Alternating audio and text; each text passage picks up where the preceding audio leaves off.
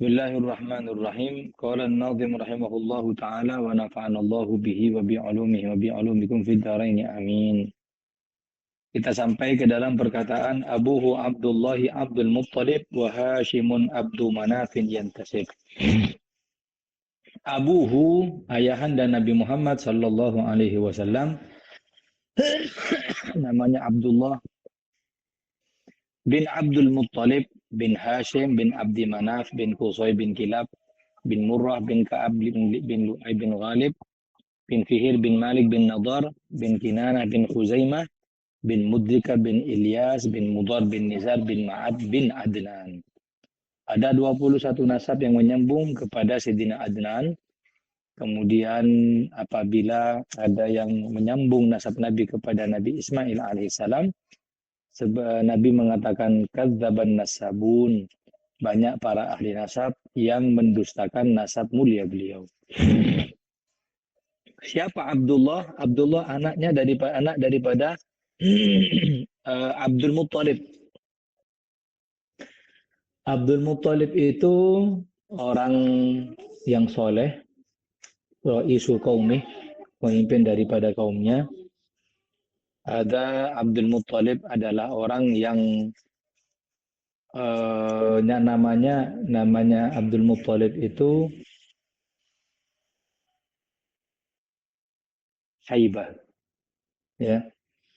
Namanya Abdul Muttalib adalah Syaibah. Kenapa kok Syaibah? Karena ketika lahir ada uban putih di rambutnya.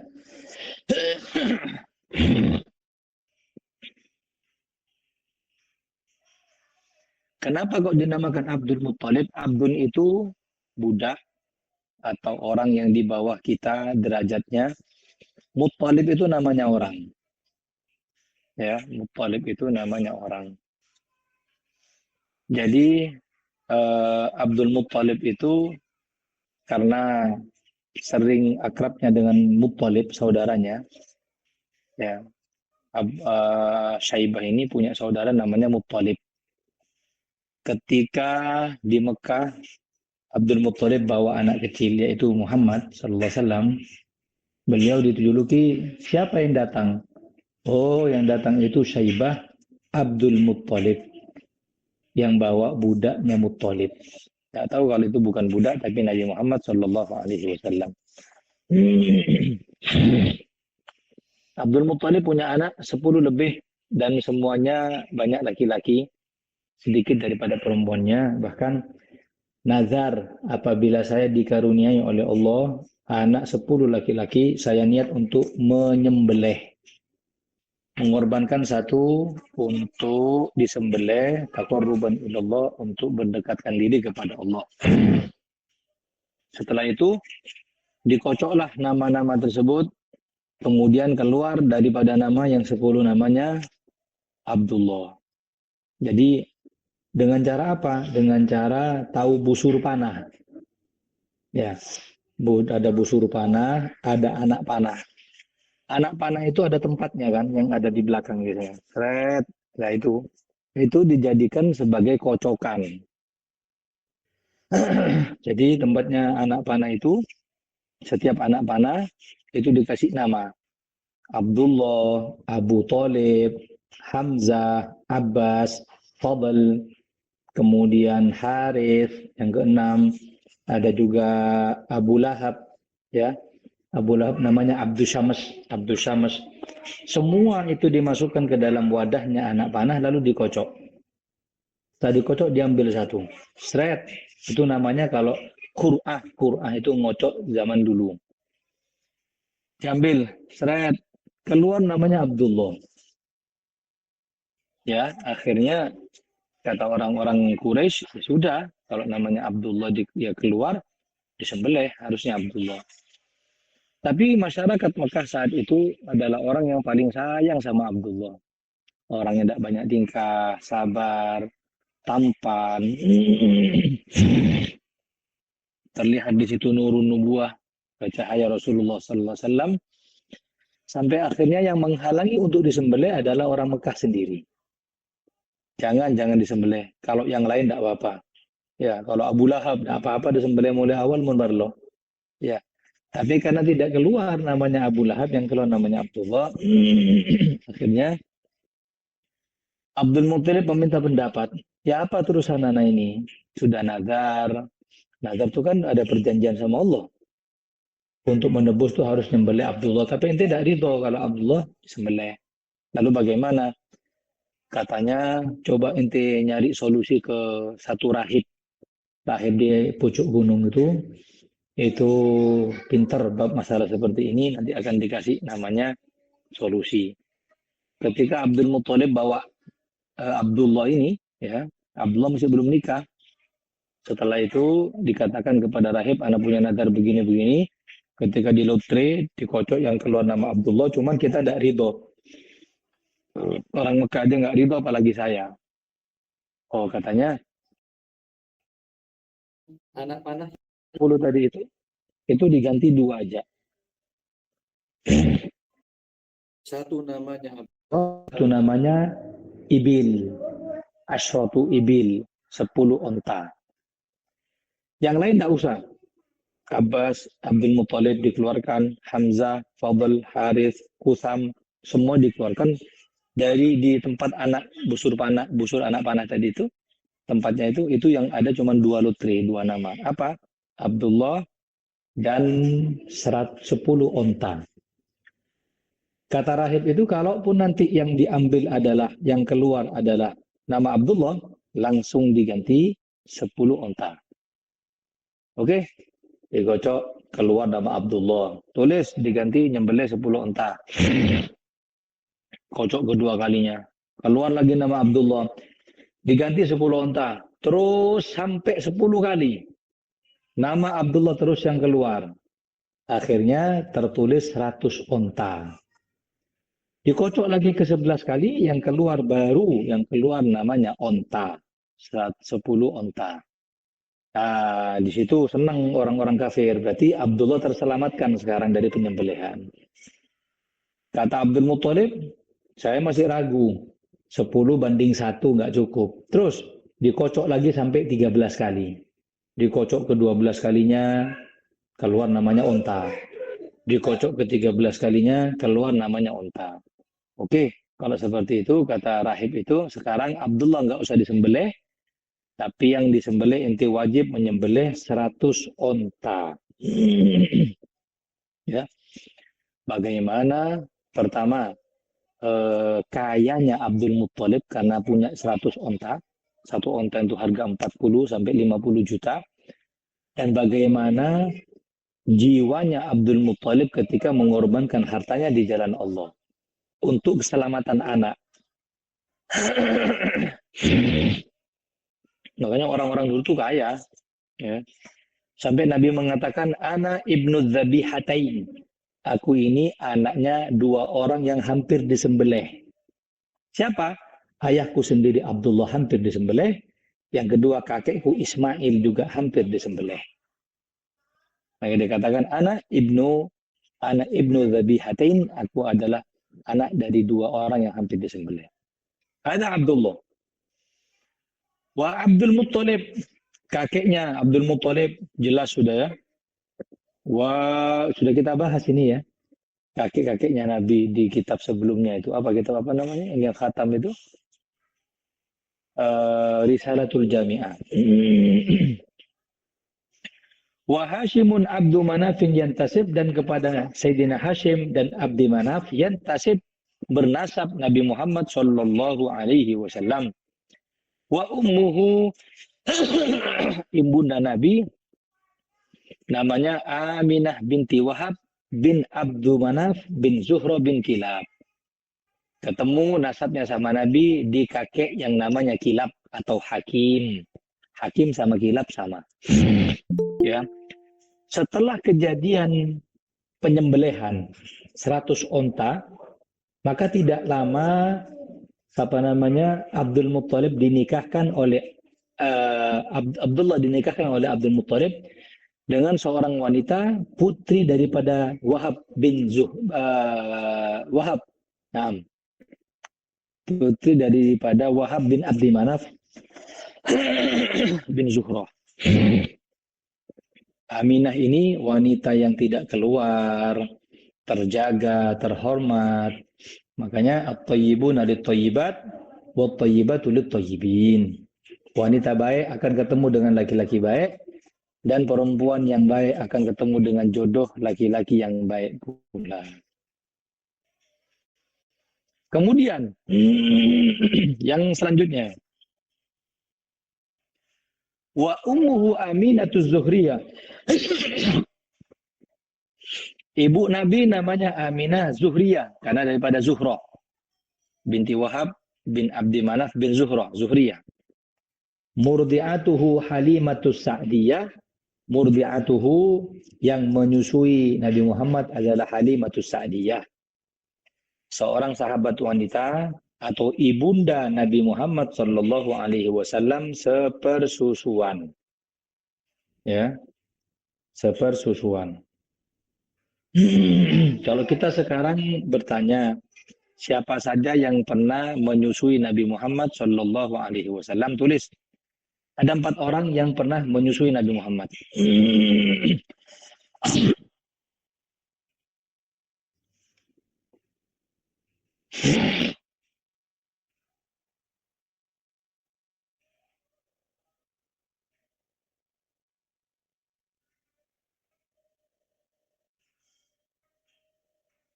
Siapa saja yang pernah menyusui Nabi Muhammad sallallahu alaihi wasallam? Pertama, ibunda beliau sendiri Aminah Zuhriyah. Jelas, pertama kali keluar waktu lahiran pertama siapa? Aminah binti Wahab bin Abdi Manaf bin Zuhra bin Kilab bin Lu'ay bin Ghalib bin Fihir dan seterusnya.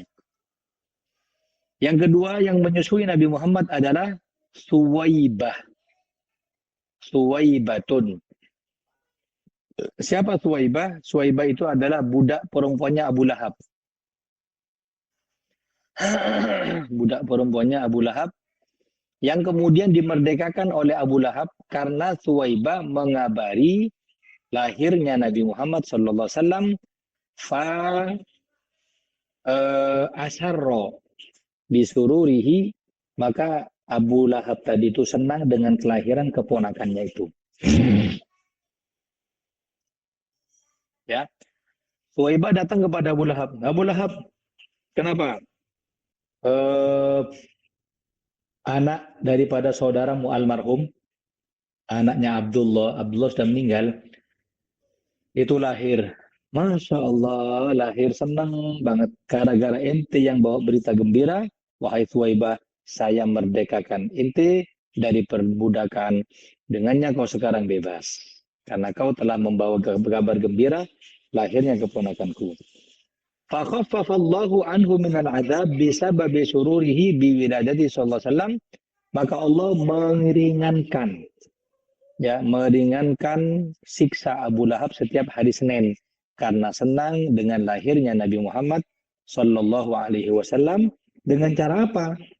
Apa diringankan siksanya pada hari Senin? Dengan cara apa? Kata ulama, jempolnya Abu Lahab yang ketika itu disiksa di neraka sampai sekarang ya, jempolnya Abu Lahab itu mengeluarkan air tiap hari Senin. Jadi dia bisa minum. Setiap hari Senin karena bisa babi sururihi biwiladadihi sallallahu alaihi wasallam, karena sangat senangnya dengan kelahiran Nabi Muhammad sallallahu alaihi wasallam. Yang kedua begitu. Yang ketiga yang kita akan bahas adalah Halimatus Sa'diyah. Ya, Halimatus Sa'diyah.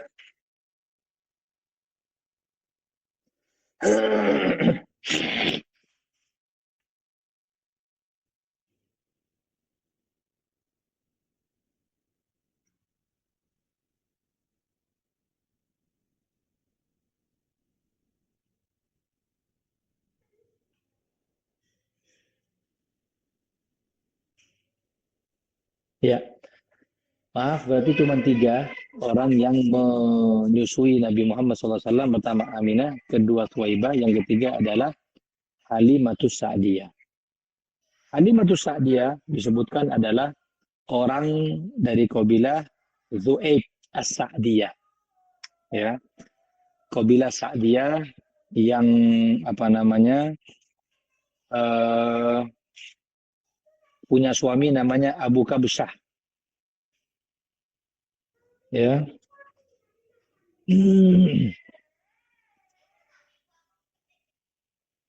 namanya Abu Kabsyah. Jadi jadi siapa namanya tadi Halimatus Sa'diyah itu adalah orang yang menyusui Nabi Muhammad Shallallahu Alaihi Wasallam dan dibawa ke desanya, dibawa ke desa Sa'diyah tadi itu Bani Sa'ad. Berapa tahun disusui? 2 tahun disusui, tapi diasuh selama 4 tahun lamanya. Tatkala Halimatus Sa'diyah menyusui Nabi Muhammad, fanalat khairan min si'atir rizki wa raghadal aishi, maka Allah berikan keberkahan rezeki dan keluasan harta bagi Halimah. Sampai Nabi Muhammad ketika disusui di kanan, biasa kan orang perempuan kalau nyusui mungkin agak berkurang air susunya, dipindah ke kiri, ya bagaimana? Nabi tidak mau. Kalau maunya sebelah kanan, ya sudah sebelah kanan Nabi. Tidak pernah kanan habis, sebelah kiri. Kenapa? Karena Nabi sudah diisarkan sama Allah. Dikasih sifat namanya isar, mendahulukan sahabat yang lain ataupun saudaranya yang lain. Nah, sekarang sedikit kita singgung siapa saja anak-anaknya Halimatus Sa'diyah. Berarti saya mau tanya, berarti anaknya Halimatus Sa'diyah apanya Nabi?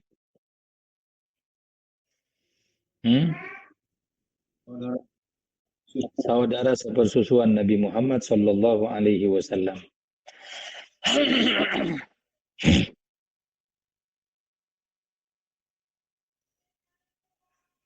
Siapa saja anak-anaknya Halimatus Sa'diyah? Pertama,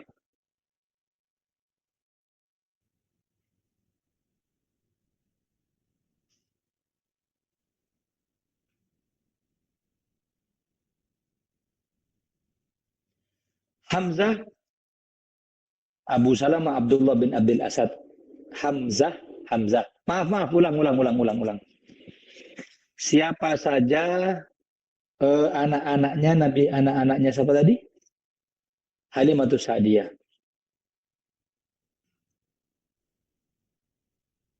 Abu Sufyan bin Harith bin Abdul Muttalib. Abu Sufyan bin Harith bin Abdul Muttalib. Masuk Islam Abu Sufyan ini. Abu Sufyan bin Harith bin Abdul Muttalib. Ya, dengarkan ya. Abu Sufyan bin Harith bin Abdul Muttalib. Muhammad bin Abdullah bin Abdul Muttalib. Jadi Abu Sufyan apanya Nabi? Sepupu. Selain sepupu, saudara sepersusuan. Yusus kepada siapa? Halimatus Sa'diyah.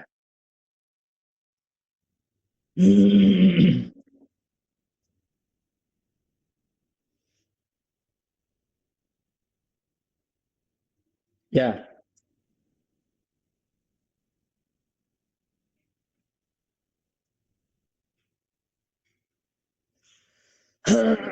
Kemudian Abdullah, anak-anaknya Halimah ya. Abdullah, Anisah, Syaima. Abdullah, Anisah, Syaima. Anak-anaknya Halimatus Sa'diyah.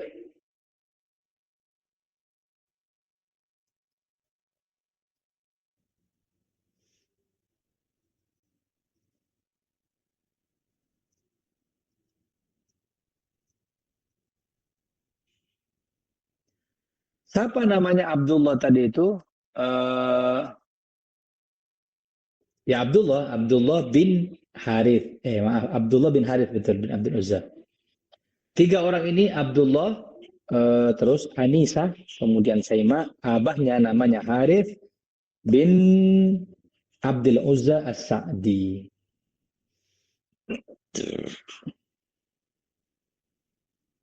Sudah?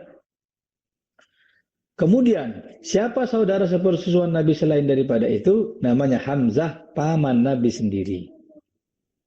Paman Nabi sendiri adalah saudara sepersusuan. Nyusul sama siapa?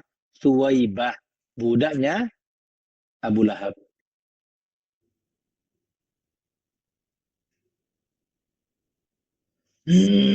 Budaknya Abu Lahab. Masya Allah, Halimah ya adalah orang yang pernah nyusui Nabi. Dengannya terukir nama Halimah sepanjang hidup, sepanjang masa, karena pernah menyusui makhluk yang paling mulia, Nabi Muhammad SAW. Wa kanat tarbu an arba'i sanawatin, maka Nabi Muhammad terdidik dari Halimatus Sa'diyah selama 4 tahun lamanya. Kenapa kok dikembalikan sama Halimatus Sa'diyah? Ya, sebab setelah kejadian Syaqqus Sadr, pembelahan dada, ya Nabi dibelah dadanya 4 kali. Pertama ketika bersama Halimatus Sa'diyah. Jadi Nabi itu ketika main, anak-anaknya Halimah yang kecil-kecil laporan sama Halimah, sama umminya. Ya Ummah, itu anaknya orang Quraisy, maknanya Muhammad itu ada 2 orang yang belah dadanya, kemudian dibaringkan di pangkuannya. Kami takut. Setelah itu tidak lama Rasulullah datang. Halimah bingung, panik. Rasulullah datang, masih kecil ya, Nabi Muhammad ini. Kemudian ditanya, kenapa engkau wahai Muhammad? Ya Pak No. Oh, tidak ada apa-apa katanya. Ada 2 orang besar, kemudian satu menidurkannya di pangkuannya, satunya membelah dadaku.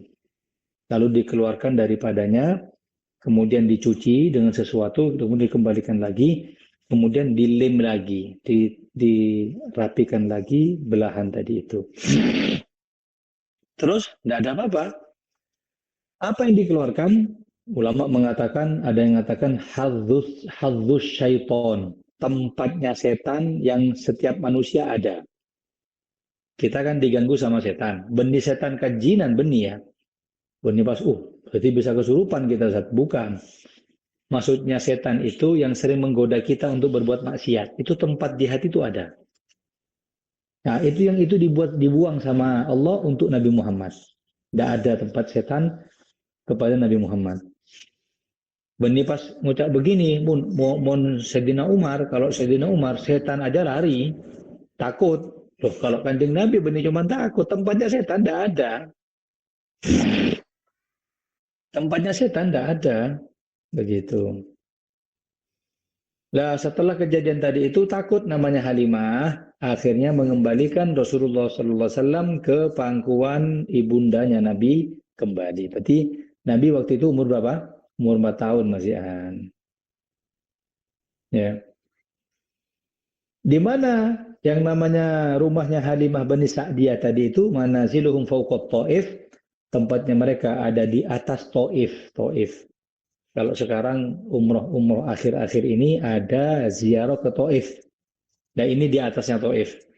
Kampung di atasnya Taif namanya, tempatnya Halimatus Sa'diyah. Kemudian Mauliduhu bimakkatal aminah, wafatuhu bi Thaibatal Madinah. Mauliduhu, kelahiran Nabi Muhammad SAW ada di Mekah. Ya, tulis lahir di Mekah. Sobihatu yaumil itsnaini, pada hari Senin pagi. Tani Asyar Rabiul Awal, 12 Rabiul Awal, yang bertepatan dengan 20 April sana 71 wa 500 Masehi, Masihian, atau bertepatan dengan 20 April tahun 571 Masehi. Ya, 20 April tahun 570 Masehi, wa huwa yuwafiq amal fil, itu bertepatan dengan kejadian perang gajah.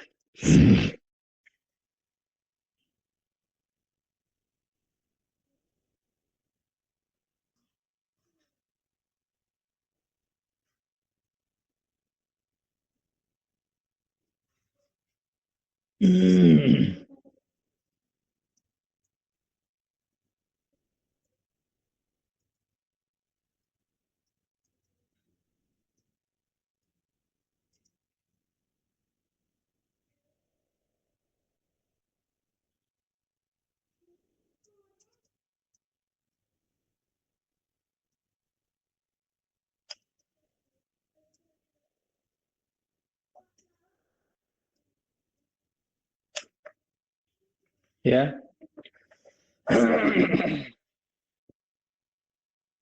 Tanggal berapa tadi? 12 Rabiul Awal. Tahun bertepatan dengan 20 April tahun 571 Masehi.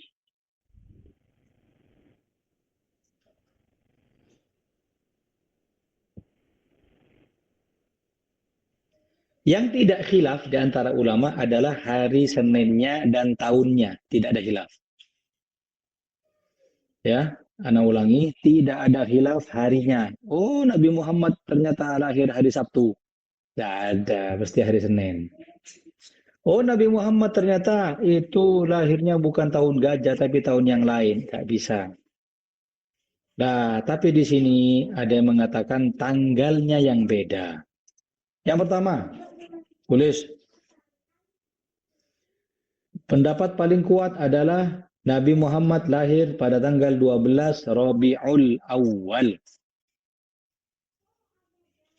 Pendapat mayoritas ulama.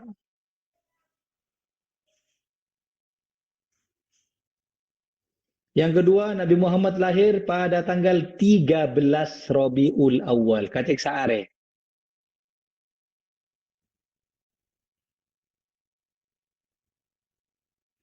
Pendapatnya Ibnu Jamaah Al-Qattani. Ibnu Jamaah Al-Qattani. Yang ketiga, Nabi Muhammad lahir pada tanggal 8 Rabiul Awal. 8 Rabiul Awal. Pendapatnya Ibnu Hazm. Pendapatnya Ibnu Hazm.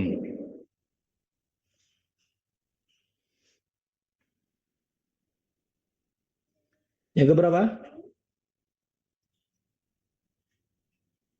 Yang keberapa sekarang? Keempat. Pendapat yang keempat adalah pada tanggal 9 Rabiul Awal. Yang diprakarsai pendapat ini oleh Mahmud Basha Al-Falaki. Dirasatan falakiyatan. Mahmud Basha Al-Falaki. Ini penting ini. Ini paling yang nomor 4 paling penting. Perhatikan ya. Mahmud Basha Al-Falaki adalah ulama falakiyah. Tahu falakiyah? Ilmu falak itu perbintangan. Ilmu falak itu sangat berkaitan dengan hitung-hitungan matematika. Jadi kalau hitung-hitungan 1 tambah 1 tetap 2. Secara falakiyah, kalau itu tanggal 12 Rabiul Awal lahirnya Nabi, maka itu bukan hari Senin, hari Kamis. Dihitung oleh Mahmud Basha Al-Falaki, ternyata kalau memang hari Senin, kesepakatan ulama lahirnya Rabiul Awal, berarti Nabi lahir pada tanggal 9 Rabiul Awal. Kalau hitung-hitungannya pas tanggal 9. Saya dulu hadirin, saya Mustafa, dulu pernah belajar ilmu falak. Tapi karena saya tidak suka matematika, tak senang hitung-hitungan saya. Itu saya pernah diajari sama teman saya untuk cara menghitung kelahiran saya secara hijriah. Saya lahir 11 Januari 1985. Berapa hijriah saya lahir, itu bisa dihitung dengan rumus matematika. Hatta ente bisa. Kelahiran 17 Agustus 1945. Berapa hijriah kejadiannya? Dihitung sama ilmu falak. Ada semuanya. Ya. Makanya ilmu yang cepat untuk hilang nanti ada 2. Ilmu waris dan ilmu falak. Karena kurangnya orang minat untuk belajar. Nah, pendapat keempat ini, lahirnya Nabi tanggal 9 ini diambil oleh Al-Imam Al-Mubarakfuri, pengarang kitab Ar-Rahiqil Maktum. Terkenal kitabnya ini, kitab Ar-Rahiqil Maktum terkenal. Beliau lebih condong dengan pendapat 9 Rabiul Awal ini, karena ketika dihitung betul itu hari Senin. Sudah ya? Yang kelima, pendapat yang kelima, Nabi lahir pada tanggal 10 Rabiul Awal.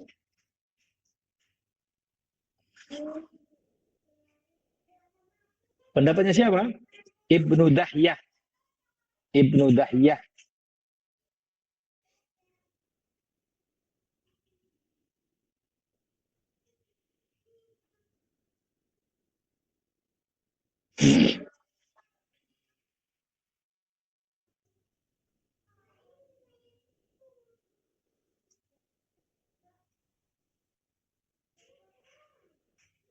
Sudah? Nomor berapa sekarang? Nomor 6.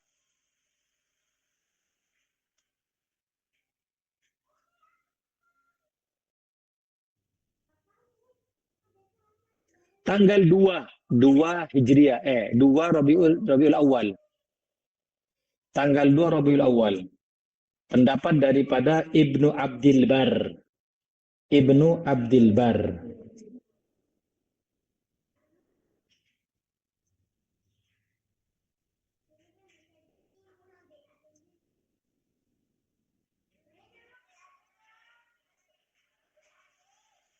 Yang terakhir, nomor berapa?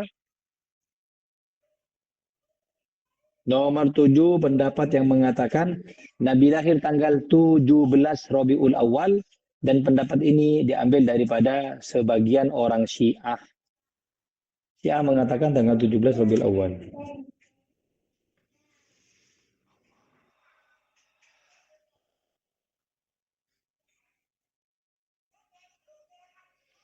Kembali kepada kelahiran Nabi Muhammad, lahir di mana? Di Mekah. Ya, ini kan pengetahuan-pengetahuan dasar kan? Wawasan-wawasan dasar yang wajib kita ketahui. Nah, pengetahuan dasar yang wajib kita ketahui ini bahasa Arabnya maklumun minad dini bid-darurah.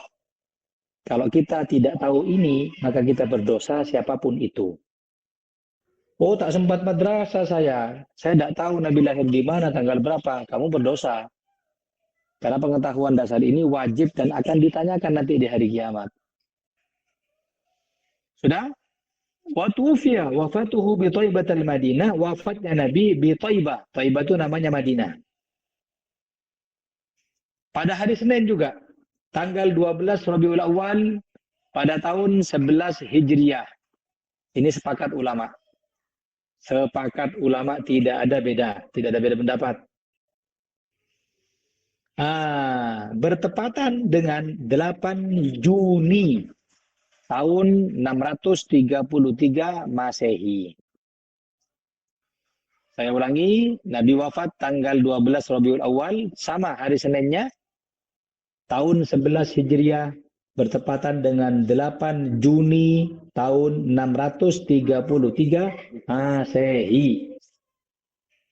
Dan dimakamkan pada hari Rabu di kamar Sayyidatuna Aisyah radhiyallahu taala anha.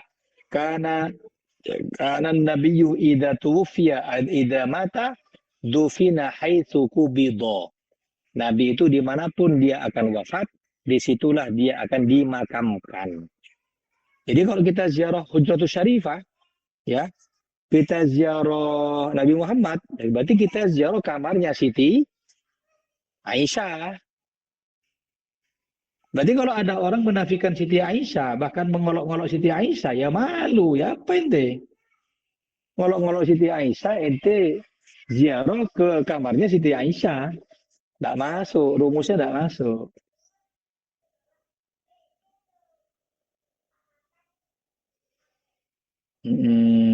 Kemudian, sebelum masuk ke anak-anaknya Nabi, kita akan bahas sedikit. Atamma qablal wahyi arba'ina wa umruhu qad jawaza sittina. Dan Nabi sempurna umur 40 tahun, diberi oleh Allah wahyu. Kul, katakan wahai Muhammad, innama ana basyarum mithlukum. Aku ini manusia sama dengan kalian. Yuha ilayya annama ilahukum ilahu wahid. Cuman bedanya saya dikasih wahyu sama Allah, kalian tidak dikasih. Kapan Jibril pertama kali membawa wahyu? Sama, hari Senin, tanggal 17 Ramadan. Paham? Tanggal berapa? Tanggal 17 Ramadan.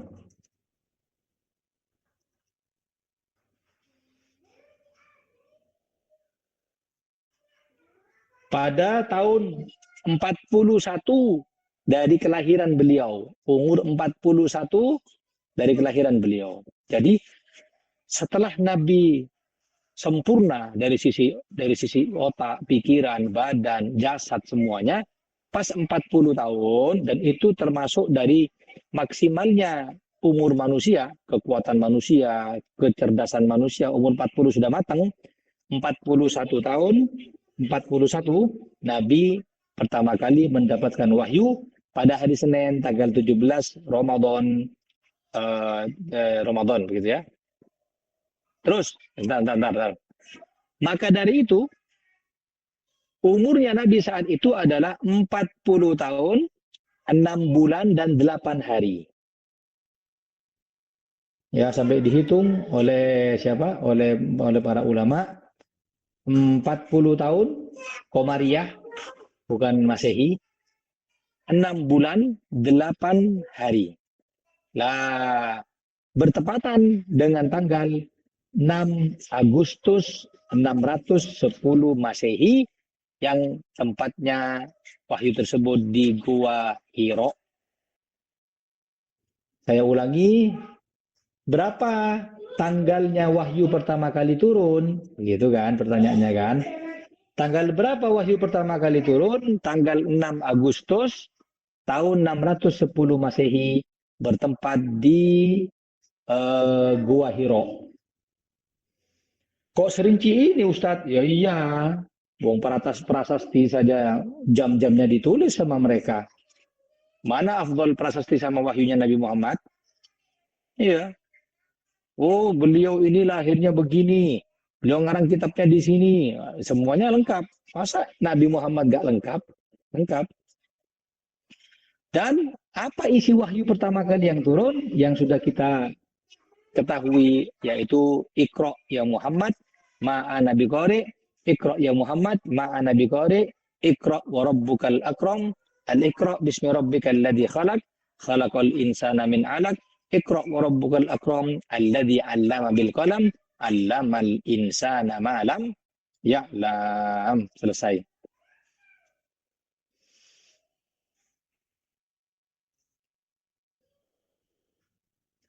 Nabi Muhammad SAW ya, selama 40 tahun tadi itu menerima wahyu di Mekah hanya 10 tahun di Mekah dan 13 tahun di Madinah.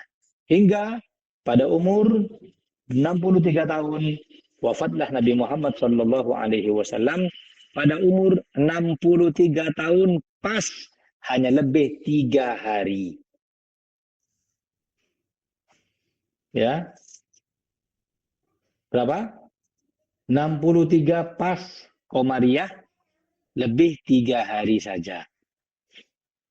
Sallallahu alaihi wa ala alihi wa sahbihi wasallam.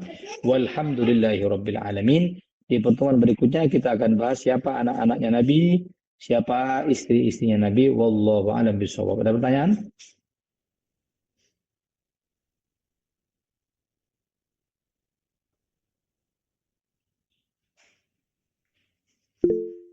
Ya.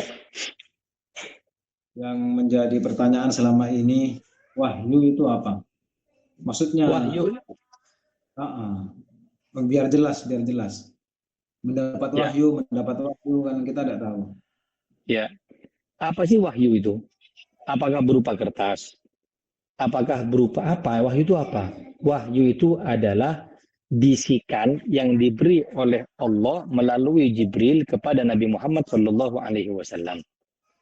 Kalau dari sisi Nabi namanya wahyu, kalau dari sisi kita orang Muslim namanya ilham. Kok ilham karena cakain mainan ilham itu. Seperti Haul Habib Abu Bakar Gresik, di Haul Habib Abu Bakar Gresik, ketika tengah-tengah beliau khutbah, ya kan, dibacakan di manakibnya. Di tengah-tengah khutbah hari Jumat, maka dapat ilham. Rabbaniyah, ilham dari Allah untuk beliau khalwat. Maka beliau khalwat selama 15 tahun lamanya. Ada ilham. Tapi kalau fi hakim Nabi, namanya wahyu. Berupa apa? Bisikan. Apa bisikan itu? Ya ajaran. Berupa Al-Quran. Iqra ya Muhammad. Bismi rabbikal ladzi khalaq. Khalaqal insana min 'alaq. Dan seterusnya. Sekarang saya mau tanya. Wahyu itu berupa Quran kan, betul ya? Ya. Quran itu adalah ucapannya Allah apa ucapannya Jibril sampai Nabi bisa membahasakan kepada kita? Saya jawab, Al-Quran itu kan kalamullah, ya kan? Ya, siapa sih ngibo? Malaikat Jibril. Berarti Al-Quran yang kita baca, yang tertulis di dalam naskah itu ucapan Jibril apa ucapan Allah? Pak bisa.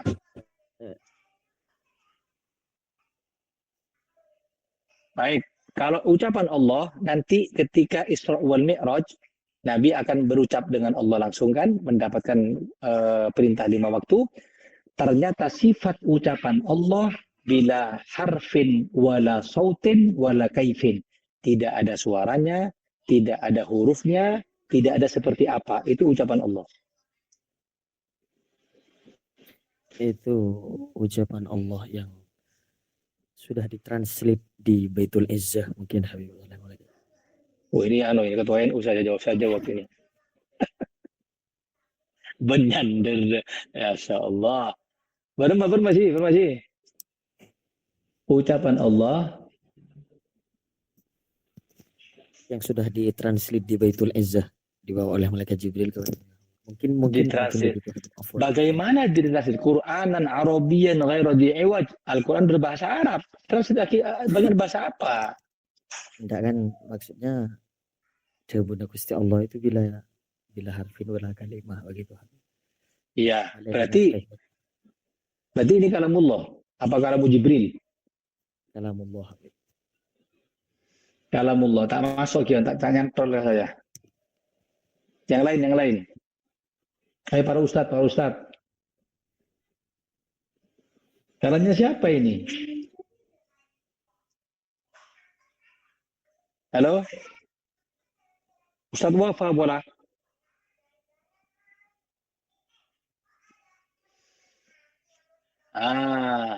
Begini. Alurnya begini. Apa yang diberikan oleh Allah kepada Jibril, yang diberikan Jibril kepada Nabi Muhammad adalah ucapan berupa wahyu itu tidak berkurang sedikit pun karena sifat malaikat adalah wa yaf'aluna ma yu'marun, menyampaikan apa yang diperintahkan. Setuju? Ya.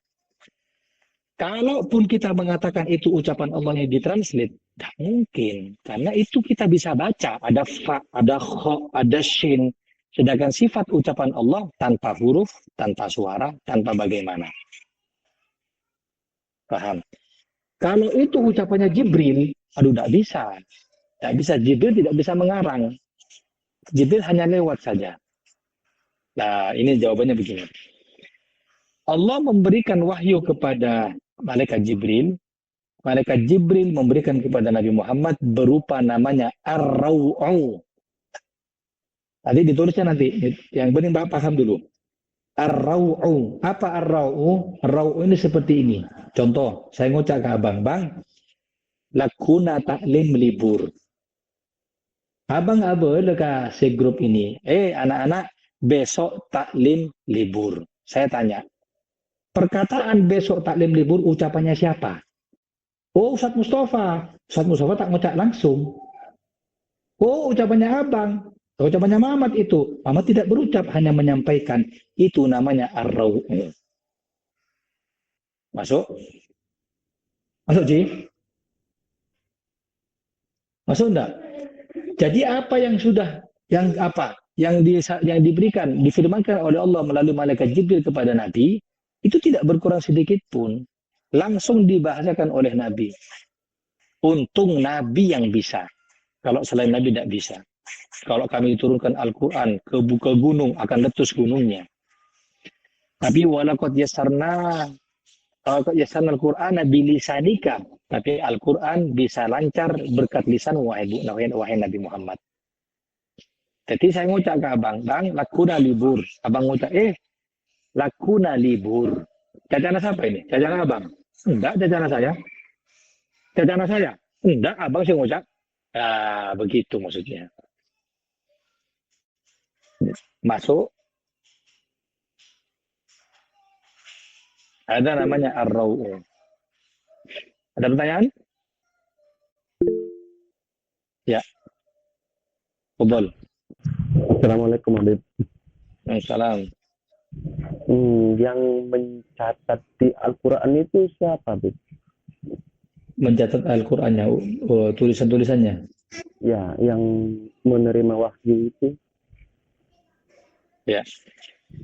Yang mencatat Al-Quran adalah para sahabat-sahabat Nabi, sekretaris Nabi Muhammad, diantaranya Zaid bin Thabit. Sebagian sahabat juga mencatatnya. Tapi Nabi mengatakan, "Uktubu la taktubu anni siwal Quran."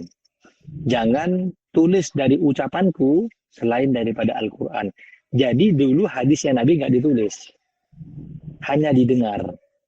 Ketika Al-Quran belum selesai, belum rampung. Paham? Dan Al-Quran ditulis di bebatuan, ditulis di daun, ditulis di kertas, di kulitnya hewan ternak, agar apa?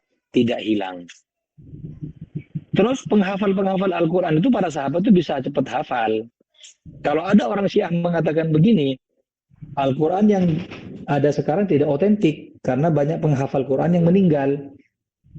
Ya, betul, penghafal Al-Quran banyak meninggal, tapi Al-Quran tetap otentik karena Allah yang menjaganya. Ya. Walaqad apa? Inna anzalna dzikra wa inna lahu lahafizun.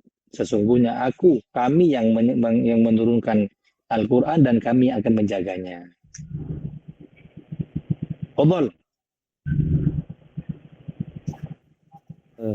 Nah, Habib, kalau misalkan begini kan wajib juga kita beriman kepada para malaikat-malaikatnya Allah. Ya. Misalkan ada orang nggak ini Habib ya, dia tahu yang malaikat yang wajib diketahui itu ada 10 misalkan, cuman ke nama-namanya dia ndak hafal, apakah dicukupkan begitu Habib? Nggak cukup, wajib hafal. Sama nama-namanya Habib. Sama nama-namanya. Ada maklumun minaddin bid-darurah. Makanya anak-anak kita masukkan ke TPQ agar tidak dosa ketika tuanya. Bahkan nama 25 nabi wajib hafal. Iya, sawa. Ini maklumun minaddin bid-darurah. Nanti di kitab Jauharut Tauhid disebutkan. Kalau ada orang punya pikiran dikasih otak sama Allah, kemudian tidak menghafal apa yang wajib baginya, maka dia tarkun nazar, meninggalkan berfikir, maka hukumnya berdosa. Yang lain?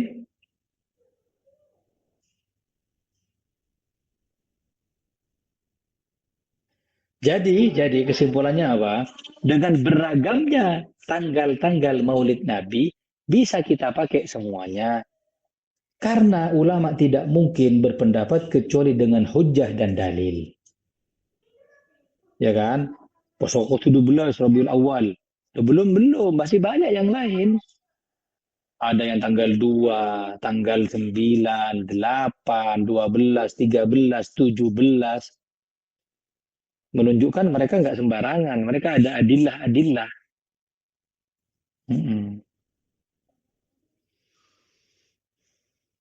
Sudah? Soal?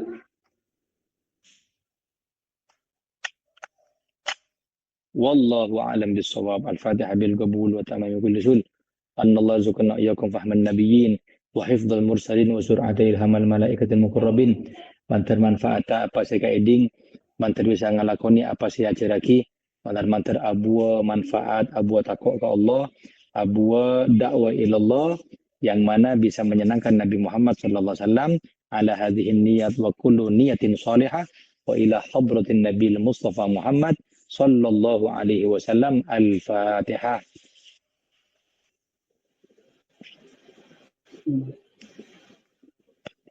Amin. Subhanallahumma bihamdika asyhadu an la ilaha illa anta astaghfiruka wa atubu ilaik. Assalamualaikum warahmatullahi wabarakatuh. Waalaikumsalam warahmatullahi wabarakatuh.